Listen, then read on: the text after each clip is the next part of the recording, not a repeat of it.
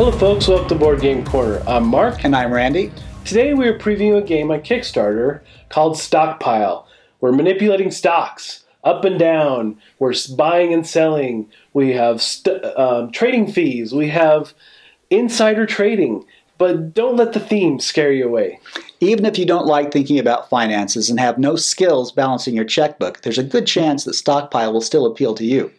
Every round of the game consists of you receiving some secret knowledge and then using that knowledge to deduce how the rest of the market will perform. You'll then go on to bid on literally piles of stock and use your secret information to determine when to buy and when to sell. Stockpile is produced by Nauvoo Games. It plays with 3 to 5 players and plays in about 45 minutes. The main board in Stockpile shows 6 different tracks representing the value of 6 different stocks. Those values can rise and fall based upon random performance cards which are dealt each round, as well as action cards which players can purchase and play. Each player has a player mat representing his stock portfolio and cards representing the stocks that he owns. Initially, those stocks start on the left side of the card, indicating single stocks. Now, as stocks perform well, they'll eventually rise and split. And when that happens, players who have stocks of that type move them to the right side of their player cards, where cards indicate not just one stock, but 2. It's also possible for a stock to fall, and when it reaches 0, stocks of that type become bankrupt, and players must discard all cards they have of that type. Each round has 6 phases. The first phase is information or forecasting. You will receive a company card and a performance card, and this performance card could be up or down for this stock. But this is only known to you, secret information. Now, in addition to the secret knowledge that each player has about a specific stock, there's also some common knowledge that's made public on the board. The second phase of a round is called the supply phase. During that time, we will build the piles of stock that we will bid on during the third phase. Now, we build those piles using stockpile cards. And stockpile cards come in 3 different types. The first type is actual stocks. Each of these cards represent one of the 6 stocks. The second type of stockpile card are trading fees. So these can be $1,000, $2,000, or $3,000 more than the actual purchase price that we bid on during the bidding phase in phase 3. The last type of stockpile card are the boom and bust cards. Players who receive these cards in the pile that they have purchased will be able to move a stock of their choice up or down by 2 during the action phase.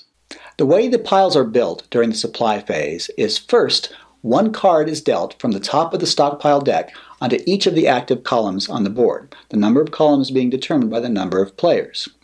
Next, each player is given 2 stockpile cards, and in order, they must place those cards on those piles, one card face down and one card face up. And they can also put both cards on the same pile if they so choose. Once everyone has finished placing their cards, what we'll have is a variety of columns that vary not only in their size, but also in their attractiveness to the various players. The third phase of a round is called the demand phase. During this time, players will bid on the various piles of stock. They do this by placing their meeple on one of the numbered squares at the top of the column, representing the amount they're willing to pay for that particular pile. Other players can outbid that player. Players who have been outbid can raise the amount they're willing to bid for that particular pile or bid on another column. This continues until only one player is bidding on each column. After that occurs, each player pays the amount they have bid for that column, as well as any trading fees in that pile, whether they're revealed or hidden. The fourth phase is the action phase, and here you will play your boom or bust cards to affect the stock up or down. You will also play your character special ability, if it has one, for the action phase. Phase 5 is the selling phase. So if you are fearful that any of your stocks in your hand might go down, then this would be an opportune time to get rid of them or dump them, because you never know what's going to happen on the movement. So also, if you're running low on cash and you feel that you don't have any kind of capital to bid on additional stocks down the road, this would also be a good time to dump what you have. Yep. The 6th and final phase of a round is called the movement phase. During this time, players will reveal their hidden forecast cards, and in addition to the public forecast, the value of stocks will be adjusted accordingly and dividends will be paid. During this time, we may find the value of some stocks have dropped to zero. Those stocks have gone bankrupt, and players owning that type of stock must discard all cards of that type. Other stocks may split because they've raised the value has raised above 10. Players who own that type of stock may move stocks of that type from the left side of their portfolio card to the right side, or if they have stocks of that type that have already split, they're rewarded accordingly. After the final round of the game, players cash in all of their stocks and then add that to the money they have on hand. The player with the most money at the end of the game wins. Now, one thing we haven't mentioned yet are the investor cards. These cards show caricatures of, we'll say, popular personalities in the world of finance. Each player is given 2 of these cards at the beginning of the game and must choose one. This card determines the amount of money that each player starts with, but also gives each player a unique capability. This unique capability changes the dynamics from game to game and provides a lot of replayability.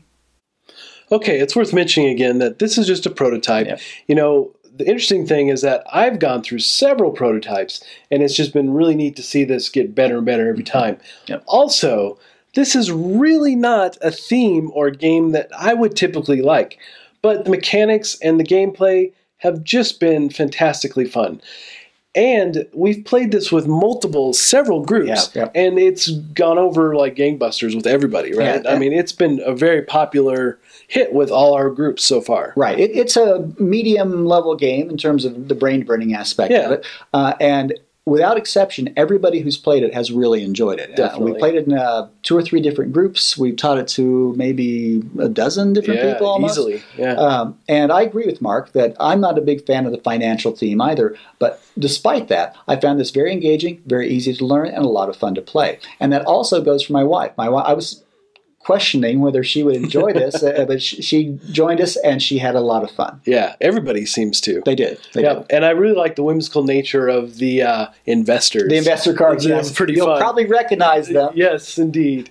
So if you want to contribute and help them out in this Kickstarter, please do so. Give this game a serious look. So until next time, folks, we'll see you at the table.